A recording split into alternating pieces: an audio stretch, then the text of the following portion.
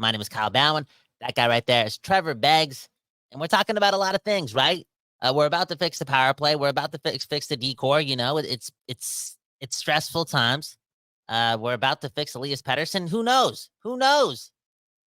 Here we are, 7 points in our first, 7 games. What am I trying to say here? In our last 8 games, in our first 8 games, we have points in 7 of them, okay? We shouldn't be stressing out this much. The last time I checked, dude, look at some of the teams we face, okay? You gotta prepare for the battle. And you gotta be real with yourself, okay? The Canucks do need help. That is just the truth. And look at some of the comments, okay? This is Rafael Lord saying, Ivan Provorov, y'all want to go on a bidding war with Stan Bowman? And I think Steven took this comment seriously and was like, I think Edmonton needs a right-handed defenseman more than a left-handed defenseman. But this is the interesting point because I feel as if we might be in a little bit of an arms race with another contender, and that's the Oilers. So that's why I think this trade may be happening earlier. Real talk. Because the Oilers need some help too in their back end. Crazy times in hockey right now, man. And I think Rutherford and Alvin are going to get ahead of it. Now, we'll talk and get ahead of it on the power play starting today in a couple of hours at practice. You're damn right. He guaranteed it. There are going to be some changes in Beggsy. What do you think those changes are going to be? Now, okay, I don't know exactly what the changes are going to be, to be honest with you, but I think the power play units are going to be split up in some capacity. Now, I'm not sure if they're going to go down this road, but when I look at splitting up the Canucks power play, and just for reference, you know, we talked about this bit on the post-game show last night. Go check it out if you haven't already. Lots of fire there. But one thing I mentioned is that the Dallas Stars last week changed up their power play, and what they did is they split up their top unit and basically made a 1A and a 1B because that power play wasn't going. Miro Heiskanen had 0 points on the season. They made the change on the power play. Lo and behold, they went 3 for 5 on the power play in their first game over the weekend. So there's precedence here for the Canucks to do the same thing. And, you know, for instance, I mean, Dallas actually was one of the teams last year that had more than 10 goals from their second unit. Carolina, actually another one of those teams as well. And you're talking about 2 of the best teams in the league making smart decisions, not deciding to load up their first power play unit. Obviously, it has merit if it works, but when it doesn't work, it looks stupid because you don't have a second option that's going to go out there and get the job done. So when I look at the Canucks power play, to me, there's 2 quarterbacks, right? There's JT Miller and Quinn Hughes. So I think if you're making a 1A and a 1B power play unit, you got to have Miller and Hughes on separate units. And I know what probably most of you are thinking, you know, why isn't Pettersson that guy? Why isn't this the guy, the quarterback? What happened with Pettersson? It's a question that we're all wondering here in Vancouver.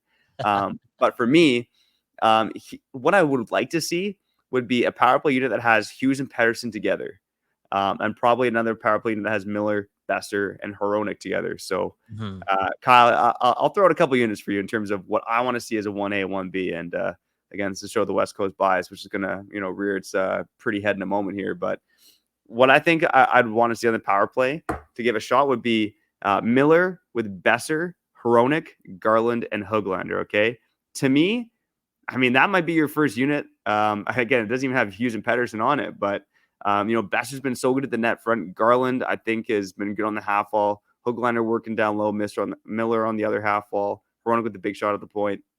The other power play unit, I'm thinking Hughes, Pettersson, DeBrusk, Sprong, and give me Archie Baines as well. A couple good shots of Pettersson and Sprong. DeBrusk and Besser, I want them on separate units because I think they both excel at the net front. And then Archie Baines, come on, man. The West Coast bias. Get Baines a shot there. Come on. Couple power play goes in the preseason. Let's go, buddy. I wonder if there could be a change like this too on the horizon, okay? And it involves Dakota Joshua. And I know we enjoy seeing Brock Besser in front of the net because he's so effective and just really good at deflecting pucks and creating space and keeping his stick open. And he's just such a good player, man. I've been so impressed with Brock Besser. Like, he's turning into a $9 million player. He's too complete, and he's scoring goals. He's doing his thing, okay? And I want to touch on this more when it involves the power play because I wonder if there's a unit in the near future that has Dakota Joshua in front of the net and wing to wing or dot to dot, you have Miller and Besser instead of Miller and Pettersson, which we've always seen. Like, can we get more out of our power play if our best goal scorer isn't just in front of the net? Like, I feel as if, especially in recent history with Brock Besser's game over the last couple, pretty much since Chicago. I feel like this guy's had good looks. He's shooting the puck more. He's looking a little bit more fun out there. He's not just grinding it out. There's some more pizzazz there, and we kind of need that because Pettersson doesn't have that. So I wonder if that could be a switch, just positioning Besser somewhere else. Now, the whole Pettersson and Hughes thing, keeping those two together, why not, man? Yo, Pettersson needs a homie, man. Straight up, Miller, just step away. Let Pettersson have Hughes for a bit and let them work the puck to each other because we don't see Pettersson working the puck at all in the power play. That's mainly because maybe he has no confidence and the team doesn't even want to pass him the puck. But he just seems to be somewhat of a scapegoat on this power play, somewhat of a distraction and a non-factor. And man, oh man, Beggsy, I alluded to this yesterday, and I confused myself listening back to the episode because I was all over the place. But man, oh man, we could do this whole split the power play unit thing and do this and do that. But if Pettersson is not going, the unit that he's on is still going to suck. And I definitely do think a big reason why the Canucks power play does suck is because Pettersson sucks right now. It's like, it's actually just the truth. You can't have one dude who's just like, you know what I'm saying? Anchoring the play every time he touches it. It just kills all drive. All in all, I don't see this power play getting fixed unless that guy kind of changes things up.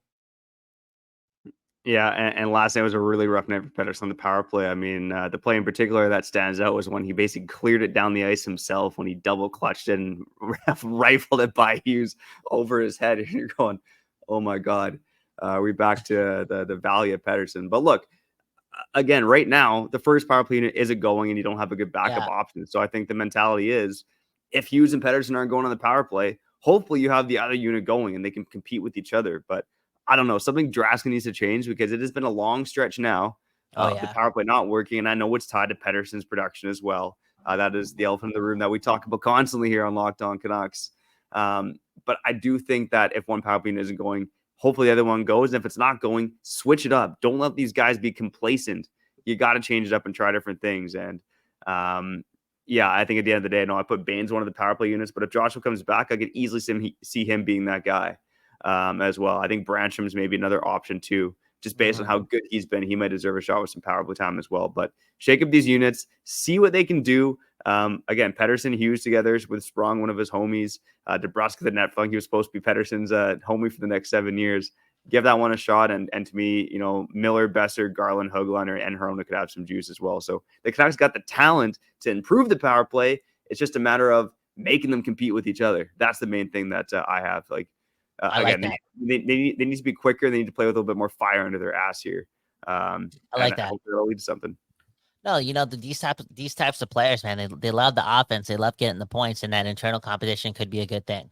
Straight up. Yeah. And just a freshener as well. Now, with those two units, did you mention Daniel Sprong at all? I got to go back to it. Okay, so touching on Daniel Sprong, something that we really haven't done lately.